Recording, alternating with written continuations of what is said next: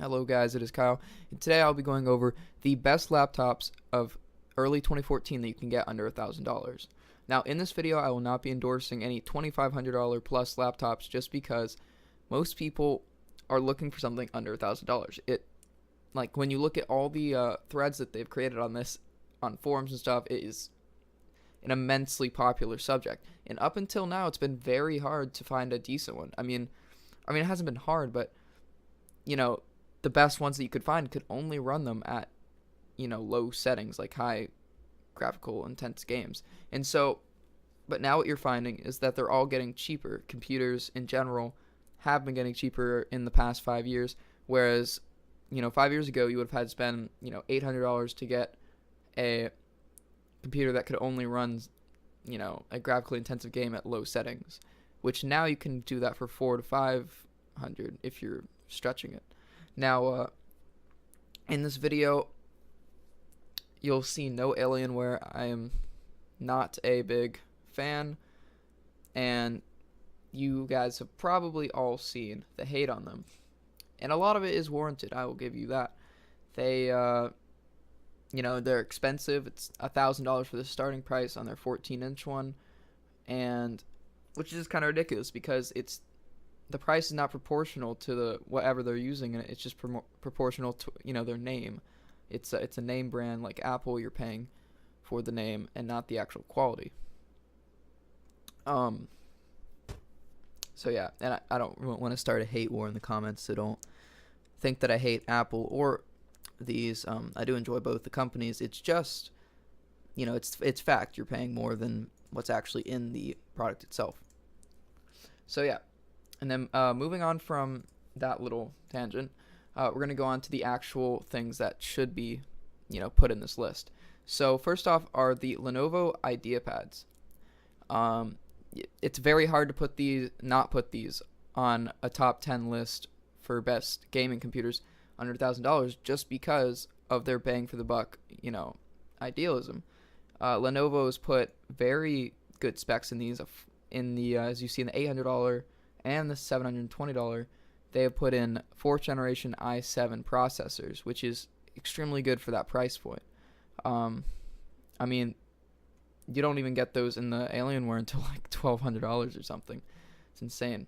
Now, as with most laptops nowadays, they're coming with Windows 8.1, and both of them are running NVIDIA graphics cards.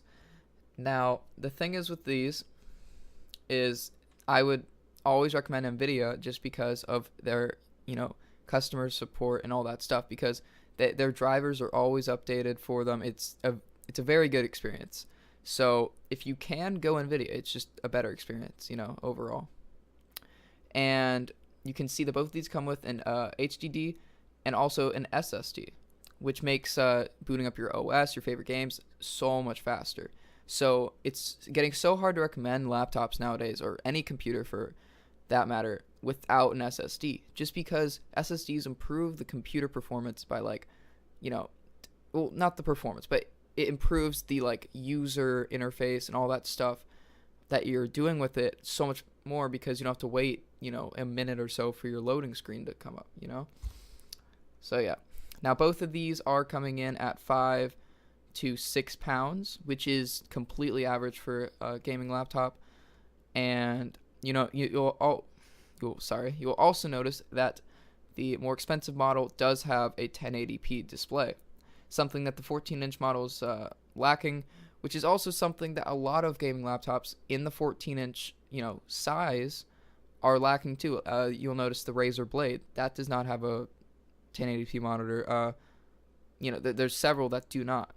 So it isn't a, if it isn't a breaking point for you, then, you can go with the cheaper model. And that is one of the big differences for me between this one and this one, because battery life is the same, storage is the same.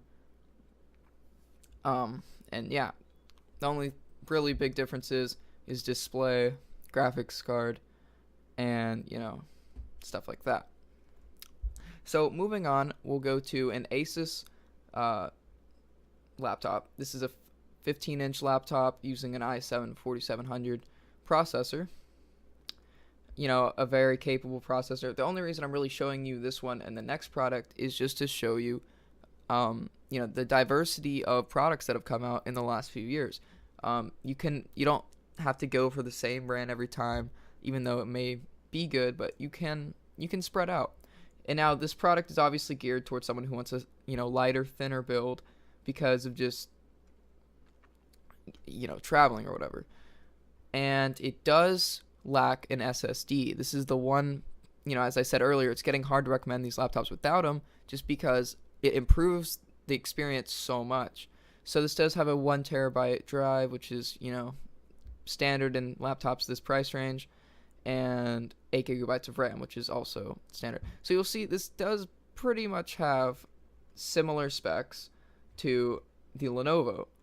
The only reason you would get this over that is because it's thinner, basically, and that's about it. There's not really much else to recommend in this at all. I mean, it doesn't have the SSD. I don't think it's upgradable to 16 gigs of RAM, and I'm pretty sure it has a slower processor. So if you're looking for a thinner, this is going to be the case in laptops all the time. If you're looking for a thinner laptop, it is always going to get more expensive, just because they have to cram all that stuff into this small chassis with, while keeping the airflow optimal. So moving on from the Asus, we're moving on to the Acer Aspire. This is a 17-inch laptop, which is one of the bigger ones we've been looking at in this countdown. And, that's just because most gaming laptops are actually under 17 inches. It's a lot easier to, or it's a lot less expensive, sorry, not easier. But yeah, you'll notice this has Windows 8, not 8.1 on it, and Core i7 4702, which is actually a little better than the Asus we were just looking at previously. Again, there's no SSD, which is why, my big, nagging thing on that. And also, sorry, all of these were 5400 RPM hard drives. Forgot to mention that. So, but the only thing I can get wrong with this laptop is the fact that it has a very low battery life. You'll notice that even the Asus had a 3-hour battery life or something. This has a 2.5 battery life, which is, that's the max you're going to get out of it. So when you're gaming, it's obviously going to be a lot less. Now, this is fine if you're not traveling a lot or you're always going to be next to a power plug. And yeah, you also notice it is a lot thicker than the previous one. It's probably about the same as the Lenovo's, but if you're traveling with it, it could be a bit bulky, and you also have the 2.5 battery life, 2.5 hour battery life to worry about. Comes with a 750M graphics card from NVIDIA. As always, I would always suggest them. And yeah. So, if you enjoyed this, then please subscribe to my channel. It is extremely appreciated, and I will see you guys next time. But also, tell me if you want me to do more countdowns like this, or not countdowns, but just general overviews of tech. I can do that sort of thing for you guys, and if you enjoy it, then tell me. So I will see you guys next time, and please like and subscribe.